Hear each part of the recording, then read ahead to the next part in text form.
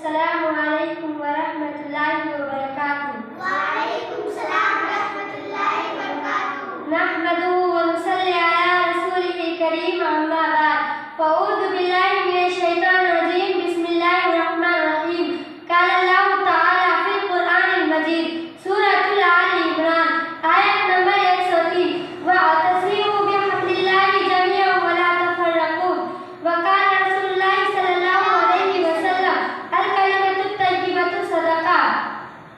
अल क़ुरआन मजीद, अल क़ुरआन मुबारकुन व हुवा कलामुल्लाह, लैसा फ़ीही शक्कुन लिल मुस्लिमी वल काफ़िरु लहु शक्कुन जज़ाउहु जहन्नम व हुवा फ़ी लिसानिन अरबिय्यिन वल अरबिय्यु हुसूलुहु सह्लुन ला सआबुन बल मिनहाजु तालीमुहु सआबुन व ग़फ़लतुहु मुस्लिमु मिन्हु ख़ताअन कबीह व जुर्मुन अज़ीम। अल क़ुरआन हिदायतुन लिकुल्लि व फ़ीही बयानुल इस्लाम वल इस्लामु खैरुद्दीन व साहिबुहु मुहम्मदुन अरबिय्युन व रहमतुल लिल इंसानी वल इंसानु मिन आदम ला मिनल क़रद व मिनल इंसानी अब्यज़ु व अस्वदु व अहमरु व असफ़रु व मिन्हु तवीलुन व क़सीरुन व हज़ीरुन व समीनुन व मुस्लिमुन वल काफ़िरु लिल मुस्लिमी इज़्ज़तुन व लिल काफ़िरी ज़िल्लतुन। मुहम्मदुर रसूलुल्लाहि व हुवा रहीमुन बि ख़ल्क़िल्लाहि, ख़ुल्क़ुहु अज़ीमुन फ़ी तअलीमिही सवाबुद दुनिया वल आख़िरह व मिनल अमलि बिही नफ़उन कसीरुन व फ़ज़्लुन कबीर व हुवा खैरु अब्दिन व खैरु रसूलिन लहु मिस्लुन फ़ी ख़ल्क़िल्लाह। इस्लाम की बुनियादी बातें। कलिमा तय्यिबा। कलिमा तय्यिबा के मतलब को दिल से मानना और ज़बान से इक़रार करना, यानी अल्लाह ताला के एक होने और हज़रत मोहम्मद मुस्तफ़ा सल्लल्लाहु अलैहि वसल्लम के अल्लाह के रसूल होने का दिल में यकीन रखना और ज़बान से उसका बयान करना। नंबर 2, रोज़ाना मुकर्ररा वक्त पर 5 बार नमाज पढ़ना। नंबर 3, अल्लाह के दिए हुए माल में से ज़कात देना ताकि ज़रूरतमंदों की ज़रूरतें पूरी हो सके। नंबर 4, साल में 1 महीना रमज़ानुल मुबारक के रोज़े रखना। नंबर 5, अल्लाह ने माल व दौलत और मक्का मुअज़्ज़मा तक जाने की सहूलतें दी हो तो ज़िंदगी में एक बार हज करना। कलिमा के माने है बात और तय्यब व तय्यिबा के माने है पाक। इस तरह कलिमा तय्यिबा या पाक बात क्या है? ला इलाहा इल्लल्लाह मुहम्मदुर रसूलुल्लाह। इसका मतलब यह है कि अल्लाह के सिवा कोई इबादत और पूजा के लायक नहीं और हज़रत मोहम्मद सल्लल्लाहु अलैहि वसल्लम अल्लाह के रसूल हैं। जिन अल्फाज से हम इन दोनों बातों की गवाही देते हैं इन्हें कलिमा शहादत कहते हैं। शहादत के माना है गवाही देना। कलिमा शहादत यह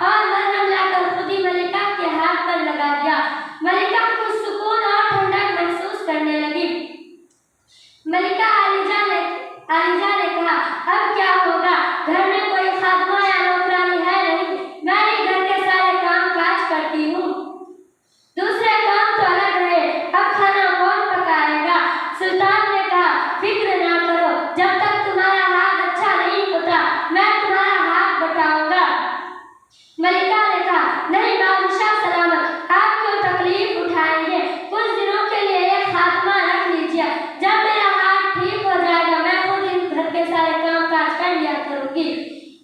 सुल्तान ने कहा, मलिका तुम भी जानबूझकर अनजान बनती हो, मेरी इतनी आमदनी का जो खात्मा रख सकूं।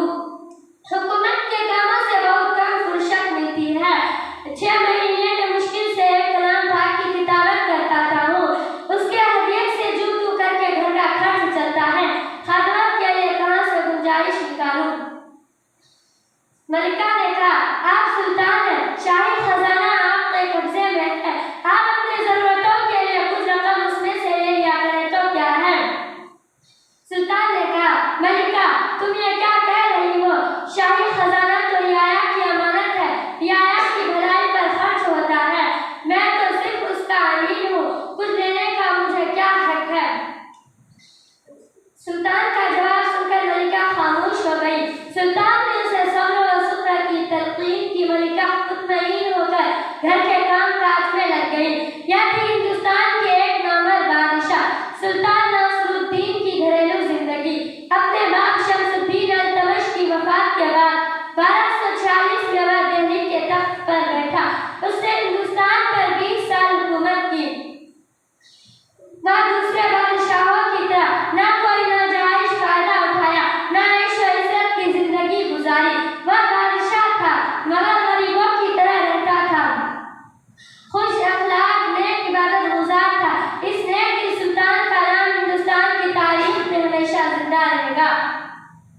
अमीरुल मुमिनीन अबी हफ्स उमर बिन खत्ताब रज़ियल्लाहु तआला अन्हु क़ाल, अमीरुल मुमिनीन अबू हफ्स उमर बिन खत्ताब रज़ियल्लाहु तआला अन्हु से रिवायत है, क़ाल वह कहते हैं, समिअतु रसूलुल्लाह सल्लल्लाहु अलैहि वसल्लम यक़ूलु, मैंने रसूलुल्लाह सल्लल्लाहु अलैहि वसल्लम को फरमाते हुए सुना, इन्नमल अमालु बिन्नियाति व इन्नमा लिकुल्लि इम्रिइन मा नवा। तमाम अमाल का दारोमदार नियतों पर है और हर शख्स को उसके नियत के मुताबिक जज़ा मिलेगी। फमन कानत हिजरतुहु इलल्लाहि व रसूलिही फहिजरतुहु इलल्लाहि व रसूलिही, जिसकी हिजरत अल्लाह ताला और उसके रसूल के लिए हो तो उसकी हिजरत अल्लाह ताला और उसके रसूल के लिए है। वमन कानत हिजरतुहु लिदुन्या युसीबुहा अव इम्रअतिन यनकिहुहा फहिजरतुहु इला मा हाजर इलैहि रवाहुल बुखारी व मुस्लिम, और जिसकी हिजरत हुसूल दुनिया के लिए या किसी औरत से निकाह की गरज से हो तो उसकी हिजरत उसी चीज के लिए है जिसके लिए उसने हिजरत की। बेशक अल्लाह ताला तुम्हारी शक्ल और सूरत और माल व दौलत को नहीं देखता, वह तो तुम्हारे अमल और दिलों को देखता है कि तुम अमल किस नियत से करते हो। कुरान करीम में इसी इखलास को तक़वा से भी ताबीर किया गया है, जैसे कि अल्लाह ताला ने फरमाया, ला यनालुल्लाहु लुहूमुहा वला दिमाउहा वलाकिन यनालुहु तक़वा मिनकुम। अल्लाह को कुर्बानी का गोश्त या खून नहीं पहुंचता, बल्कि उसे तो तुम्हारा तक़वा पहुंचता है। यानी तुम्हारे इस अमाल में इखलास है या नहीं। इखलास हो तो बाज़ाहिर हक़ीर और मामूली अमल भी अल्लाह ताला के यहाँ इंसान के लिए निजात और सुरखरुई का सबब बन सकता है। हज़रत सल्लल्लाहु अलैहि वसल्लम ने इस हदीस मुबारक में यह हकीकत बयान फरमाई है कि इंसान के तमाम अमाल की कबूलियत और उनके अजर व सवाब का इंसान नियत पर है। अमल करने वाले की नियत दुरुस्त हो तो वह अमल अल्लाह ताला के यहाँ मकबूल और अमल करने वाले को उसका सवाब मिलता है।